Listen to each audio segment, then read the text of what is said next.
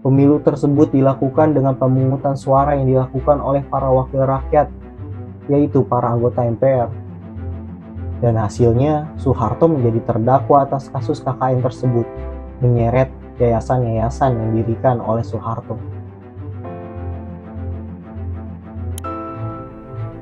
Halo Sob, selamat datang di 100% dari nol.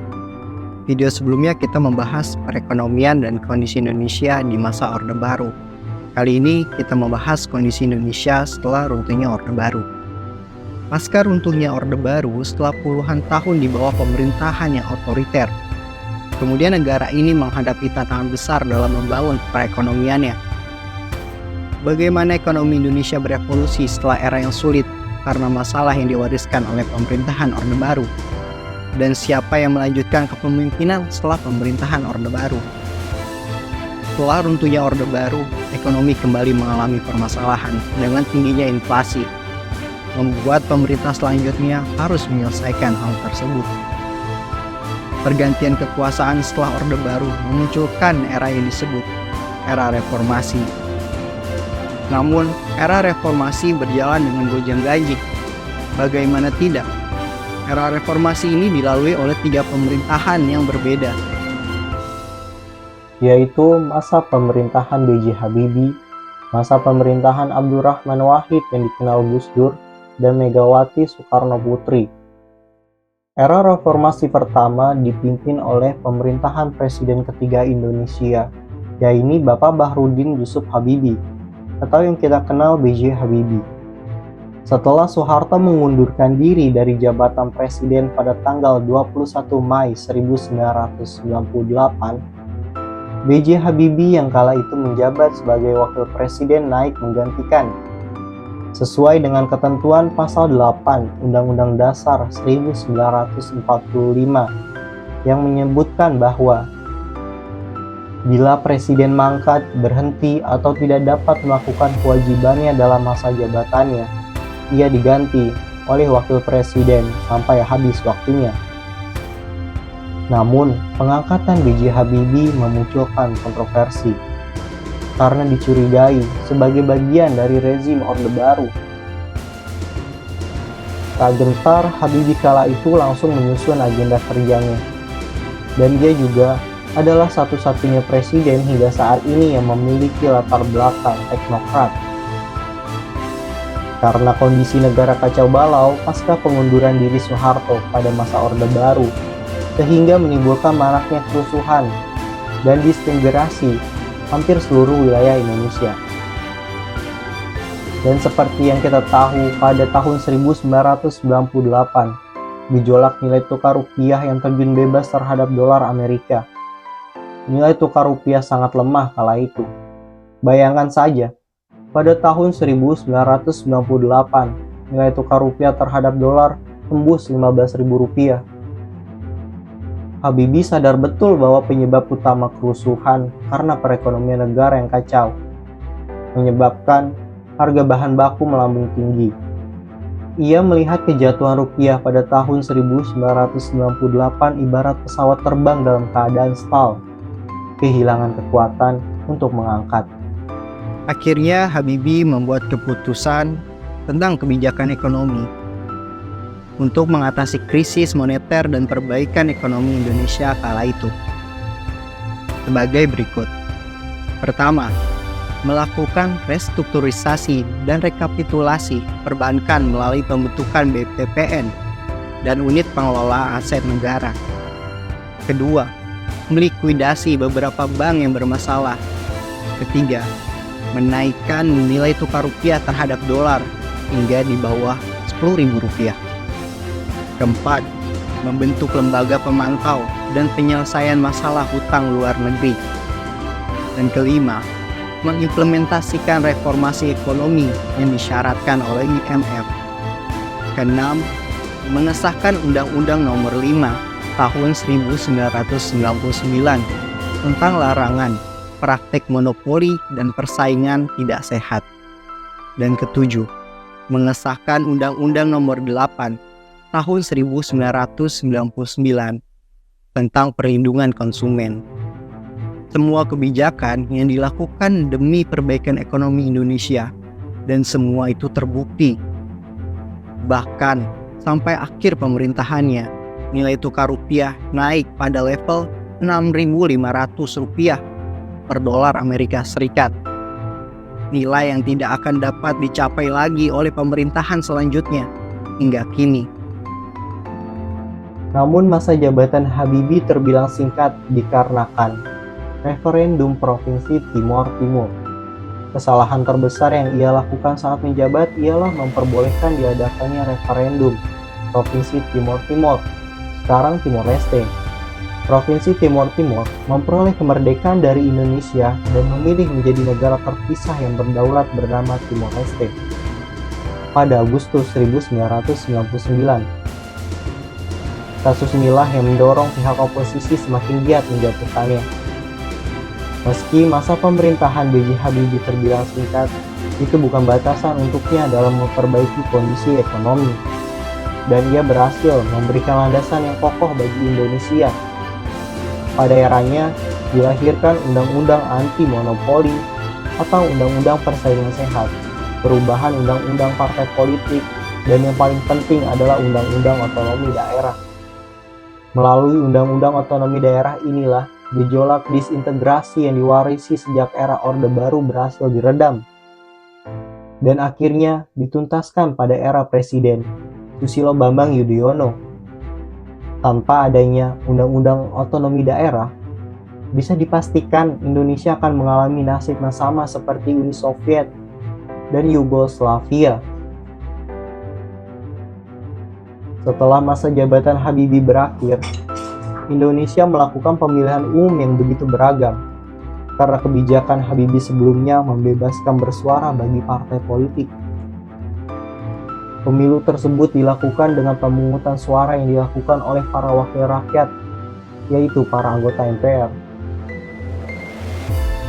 Hasil dari pemilu tersebut dimenangkan oleh Abdurrahman Wahid yang kita bisa sebut Gus Dur, yang akhirnya membuat dia sebagai presiden keempat Indonesia. Di masa pemerintahan Gus Dur, perekonomian Indonesia berangsur membaik.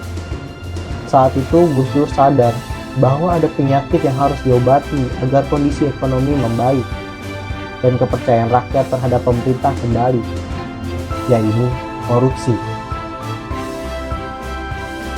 Gus Dur dan wakilnya Megawati Soekarno Putri melakukan kebijakan pertamanya, yaitu membubarkan departemen pemerintah yang dianggap kurang efisien dan rentan menjadi praktek korupsi, yaitu salah satunya Departemen Penerangan, senjata utama rezim Soeharto dalam menguasai media, dan Departemen Sosial yang korup. Gus Dur juga memisahkan TNI dan Polri yang sebelumnya disatukan oleh pemerintah Orde Baru.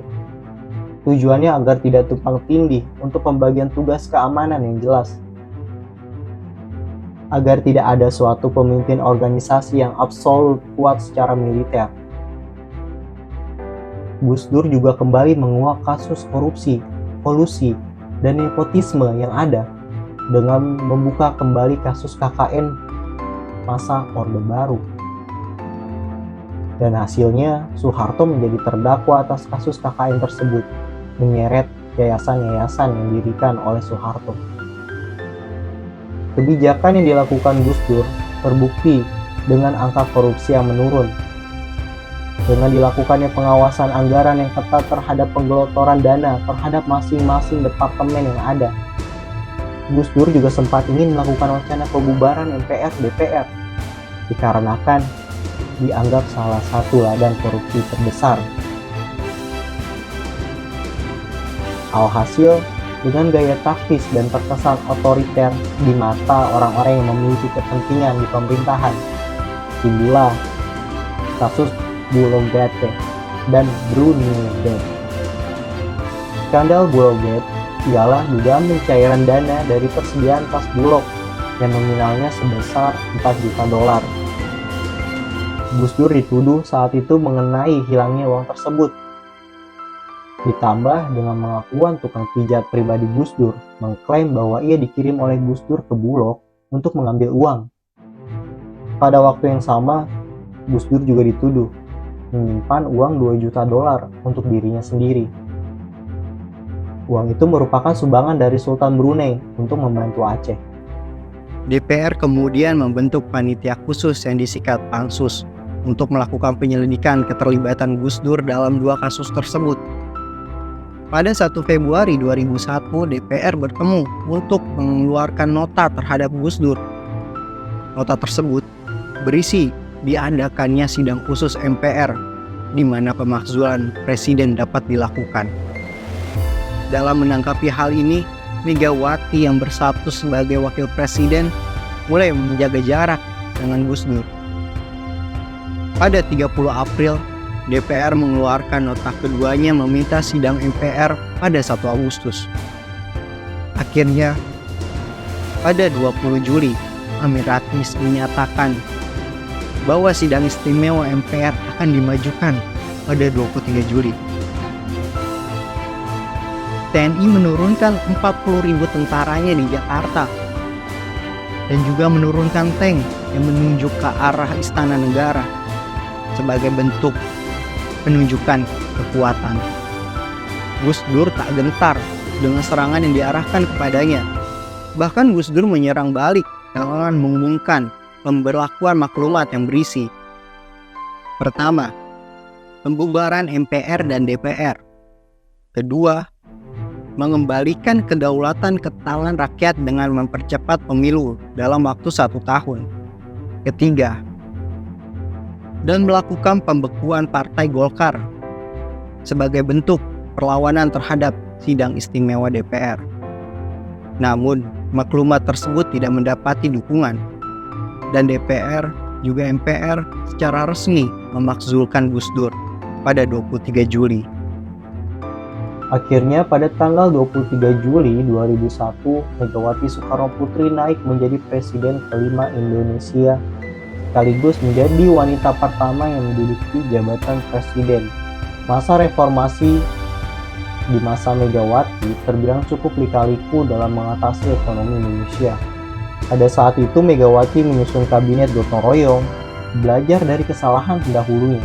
Megawati kemudian membuat peraturan amandemen Undang-Undang Dasar 1945 dan kehakiman sebagai kekuasaan independen, juga membentuk KPK melalui Undang-Undang Nomor 30/2002 dan membentuk Mahkamah Konstitusi. Megawati sadar betul bahwa harus ada badan yang independen untuk mengawasi lika-liku korupsi agar tidak diintervensi oleh beberapa pihak, dan juga mengeluarkan undang-undang tentang pemilu serta undang-undang susunan kedudukan anggota MPR, DPR, DPD, dan DPRD, dan mengeluarkan undang-undang pemilu presiden dan wakil presiden. Hal ini meluruskan bahwa pemilihan umum tak lagi diwakilkan oleh wakil rakyat, tetapi harus dipilih oleh rakyat langsung. Hal ini dilakukan Megawati untuk menekan rasa semena-mena wakil rakyat dan menghilangkan kebiasaan korupsi yang mereka lakukan dikarenakan sudah adanya badan independen yang mengawasi mereka.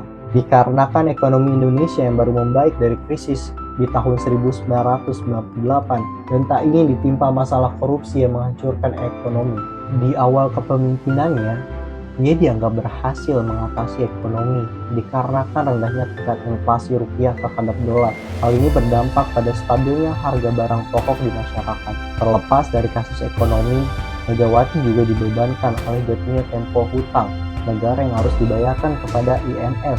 Hal ini mendorong Megawati melakukan pertemuan Paris Club pada 12 April 2002 dengan IMF. Pertemuan ini untuk membicarakan penundaan pembayaran hutang luar negeri Indonesia kepada IMF. Kemudian Megawati melakukan kerjasama dengan IMF, yaitu membubarkan BPPN, Badan Pernyihatan Perbankan Nasional. Tetapi ada satu hal yang membuat begitu banyak rakyat Indonesia kecewa, yaitu penjualan aset penting BUMN yang dilakukan oleh Megawati Soekarno Putri kepada beberapa pihak penting. Salah satu yang paling riskan, yaitu ini menjual saham dan satelit satu-satunya milik Indonesia yang dibawahi oleh PT Indosat yang dijual kepada perusahaan asal Singapura, yaitu STT, Singapore Telekomunikasi Teknologi. yang membuat rakyat geram dan kecewa dengan keputusan Megawati tersebut. Pasca kepemimpinannya selesai, Megawati kembali mencalonkan diri pada pemilu 2004 tepatnya. Namun, ia kalah telak oleh Susilo Bambang Yudhoyono. Perjuangan era reformasi dalam memperbaiki dan mempertahankan kestabilan ekonomi yang diwarisi oleh Orde Baru tidaklah mudah. Setiap presiden selalu membawa revolusi demi kestabilan negara. Namun tetap saja, selalu ada kesalahan yang dilakukan. Entah murni kesalahan individu atau memang diciptakan oleh lawan. Intrik politik dari penguasa sepertinya terlihat jelas di era tersebut. Bukan lagi peperangan melawan penjajah, namun perang dingin dengan bangsa sendiri demi meraih kekuasaan untuk mensejahterakan suatu golongan ataupun kelompok. Terima kasih.